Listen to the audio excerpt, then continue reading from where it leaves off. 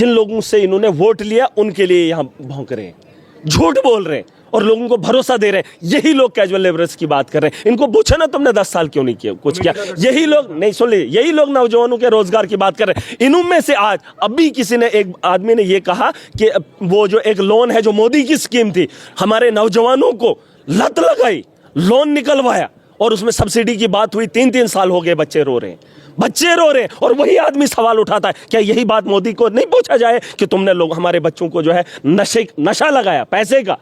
कहा कि गारंटर नहीं, उन्होंने पता नहीं किन किन लोगों को गारंटर बिठाया, लोन निकाला, उनका बिजनेस चला नहीं चला, लेकिन सब्सिडी अभी तक नहीं आई। उसी सब्सिडी की बात एक आदमी कर रहा था बीजेपी का, क्या उसको पूछने का हक है? यही बात वो अपने एलजी से नहीं पूछ सकता था कि 3 साल से बच्चे खजल हो रहे, जिनको तुमने लोन दिया, रोजगार देना था, लोन नहीं देना था, और उस लोन के उसमें आपने डालकर उन पे और एक बोझ लाद दिया, जिसका परेशानी का शिकार वो आज भी हो गए। और आज ये कह रहा है कि आपने क्या किया। इंडस्ट्रीज की बात की इन्होंने, क्या इंडस्ट्रीज की बात करेंगे? इन्होंने कहा लखनपुर पे काम करो। लखनपुर तो महाराजा ने तभी तो बॉर्डर लगाया था कि बाहर से अंदर कोई नहीं आए, और इन्होंने तो तब जश्न मनाया था।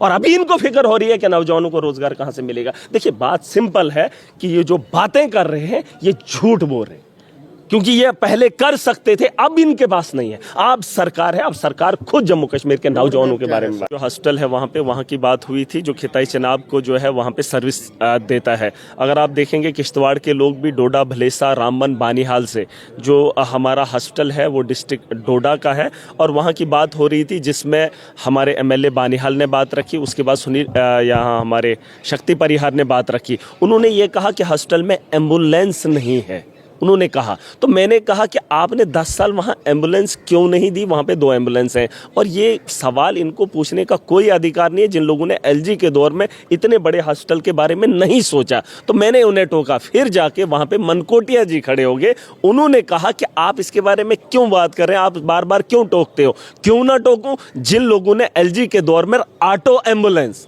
ऑटो जिसकी स्पीड 30 की होती है, वो कठुआ के अंदर एम्बुलेंस ऐसी रखी है कि जो लिफ्ट करेगा, जो बीमार लोगों को जो है हॉस्टल पहुंचाने का काम करेगा। ये नाअहल लोग नहीं है? क्या इनको ये सवाल पूछने का अधिकार है कि हॉस्टल के अंदर एम्बुलेंस क्यों नहीं है? इनको ये नहीं पूछा जाए कि कठुआ के अंदर ऑटो की एम्बुलेंस क्यों है? ऑटो में कोई एम्बुलेंस बनाता है या उससे जो है किसी बीमार को टाइम पे पहुंचाया जा सकता है किसी ऑटो के अंदर जिसकी स्पीड 30 और 40 की है? इनकी हालत ये है, एलजी ने लूट खसूट की है। बस बताया है कि हमने एम्बुलेंसें दी हैं, एम्बुलेंसों का हाल क्या है वो आपके सामने, और आज इनको बोलने का अधिकार नहीं है। मैं आज भी कह रहा हूं, आज किसी ने कहा लखनपुर में जो है आपके सोचना चाहिए, इंडस्ट्रीज के बारे में सोचना चाहिए। जितना माफिया इन्होंने चलाया 10 साल, उतना तो किसी ने नहीं किया। यही तो महाराजा का सपना था, यहाँ के लोगों को रोजगार अपना हो, यहाँ के बाहर के लोगों को यहाँ आने ना दिया जाए। आज इनको फिक्र हो रही है इंडस्ट्रीज की।